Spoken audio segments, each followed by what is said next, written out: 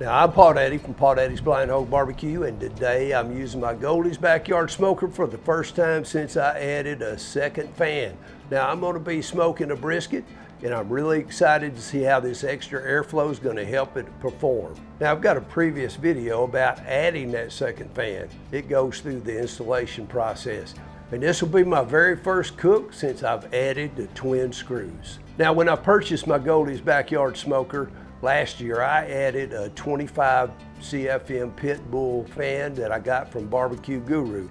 Now, the single fan, it performed well at low temperatures, but once you get up trying to go to 250 or so, then it starts struggling a bit.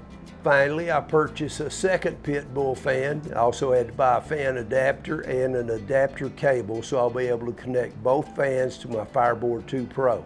Now, the evening before the actual cook, that brisket needs to be prepared. And as usual, you just open it up, you dry it off with paper towels.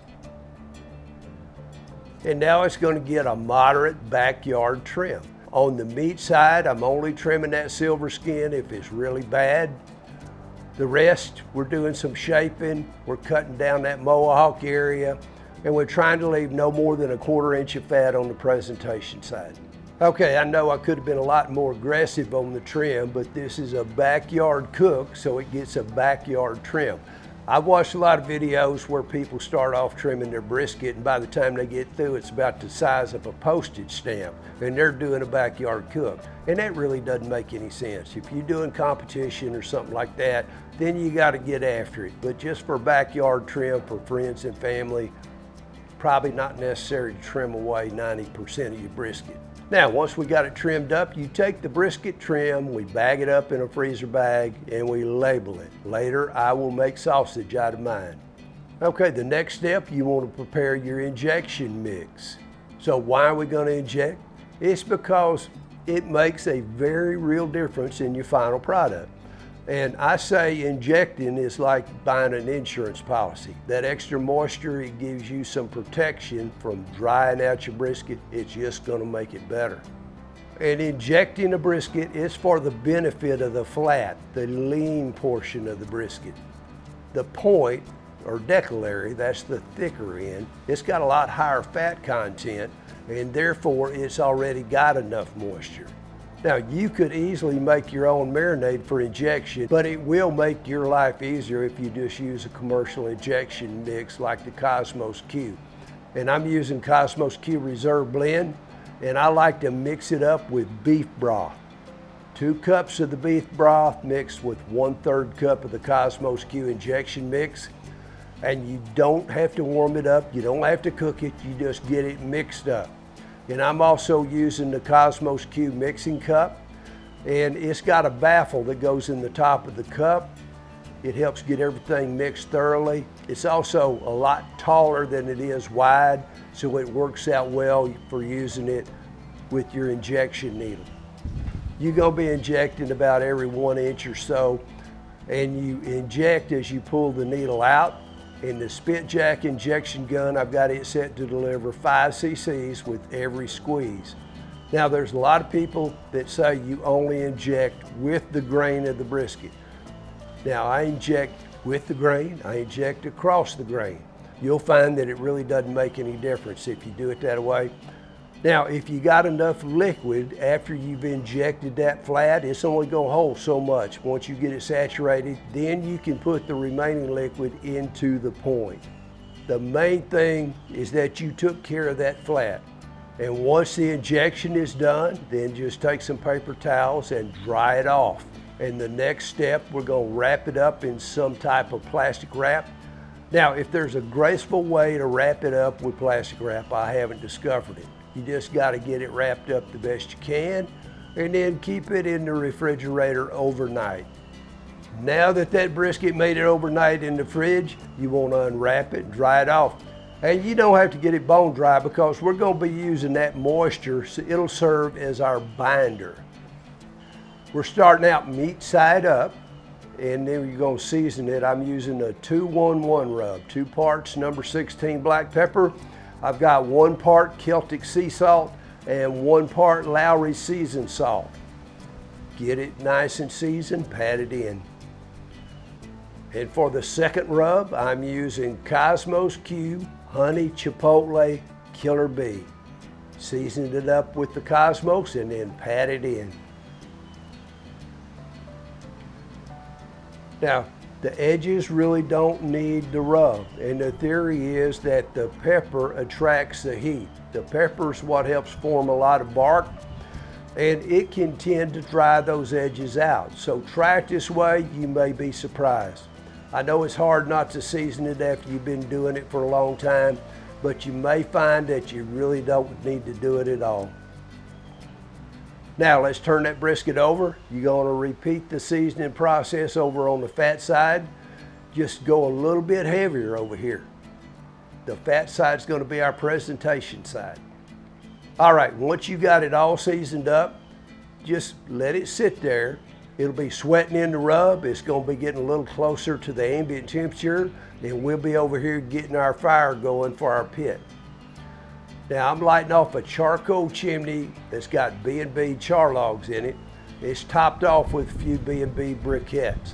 And the char logs, they're real easy to light with a propane torch. Love these things. While that charcoal's getting ready, I'm gonna be laying some more B&B briquettes right there in the bottom of the firebox. You don't have to put a lot, just a few. Next, I'm gonna be setting up my 2 Pitbull fans, and I'll connect the Fireboard 2 Pro controller. I got my Fireboard powered by a USB power bank. Now when that charcoal chimney's ready, then carefully toss them into the firebox. Wear thermal protection. You want to start those fans going, and then I'm going to add in 3 good splits into the firebox. They're going to be laying parallel to the firebox. We want to run for 3 hours between 200 and 225 degrees Fahrenheit. You want to open flame fire. We don't want it smoldering.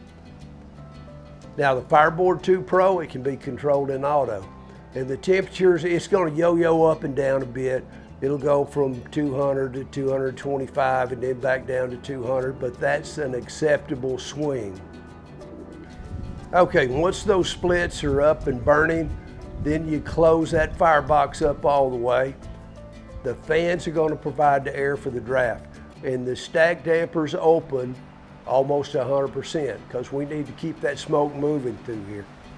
You want the smoke to be flowing freely. You don't want it to have a lot of retention time in your pit. Now once the fireboard's got control of your fire, then the brisket's going to go on the smoker, and the big end, the decal end, it'll lay toward the firebox.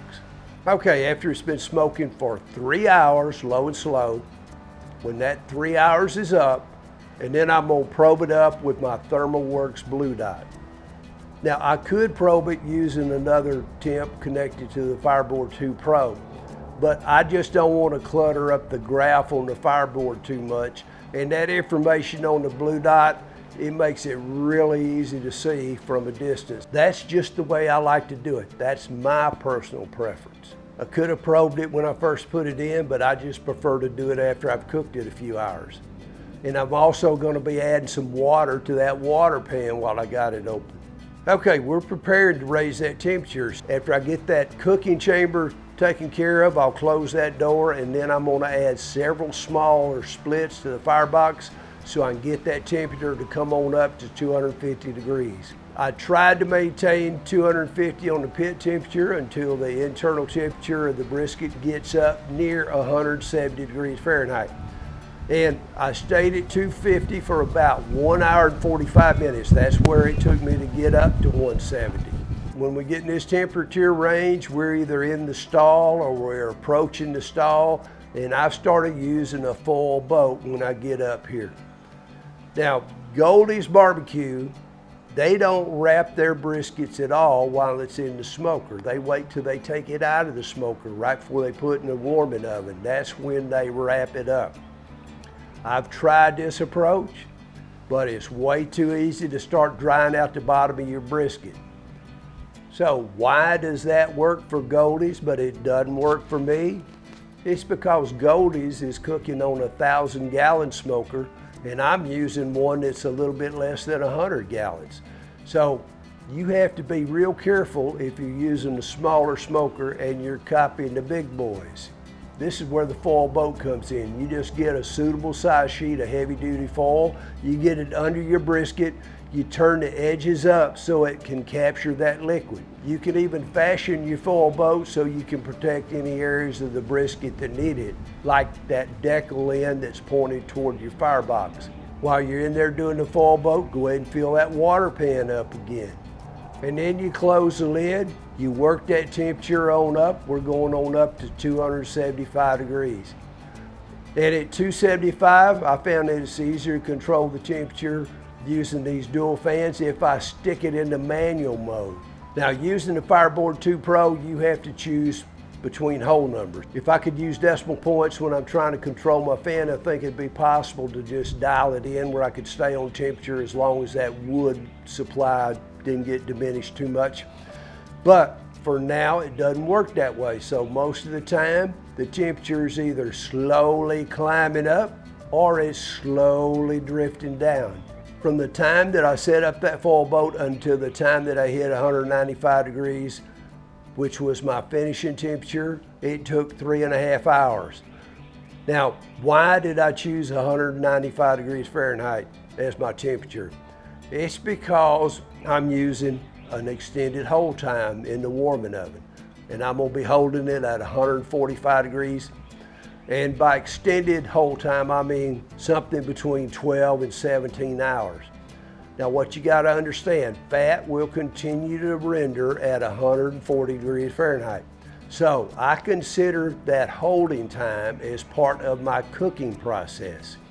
And it's not necessary to finish at a higher temperature because you don't want to overcook your brisket. So this works if you're doing an extended hold time.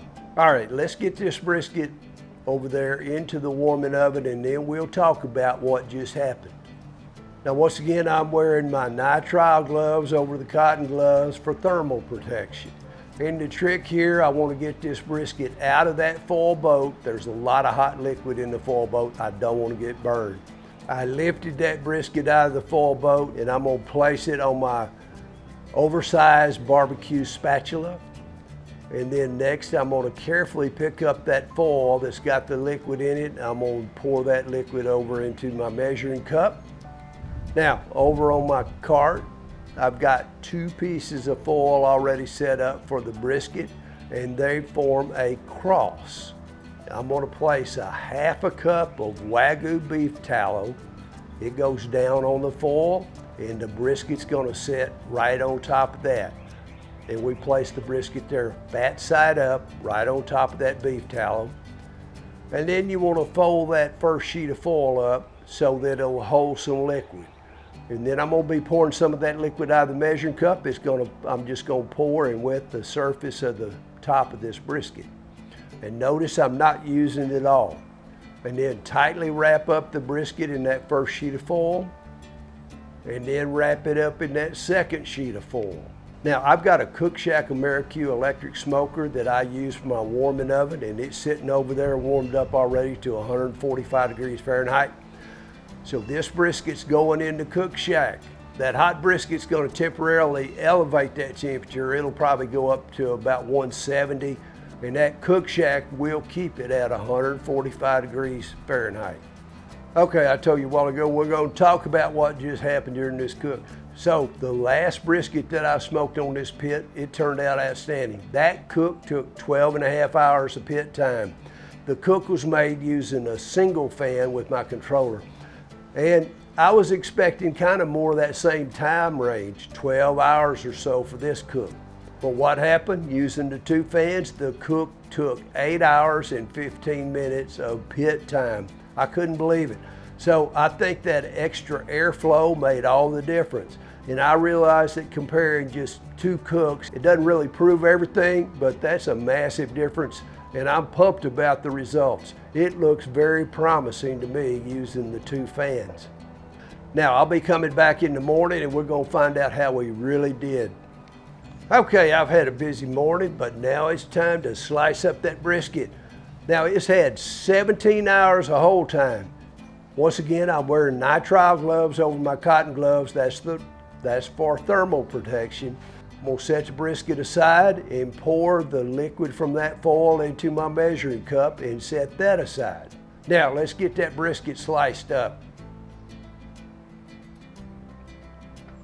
Okay, you see it's got a great smoke ring, and that fat's rendered very, very well. So how does it taste? It's off the charts good. It's got a great flavor. Now, I'd be proud to serve this brisket anywhere. I believe that injecting the brisket makes it better. I believe that that low and slow temperature, it makes a big difference. And I also believe that the extended hold time, that makes a huge difference. The last brisket that I smoked on my Goldee smoker using a single fan took 12.5 hours. In the smoker, this brisket was 8 hours and 15 minutes.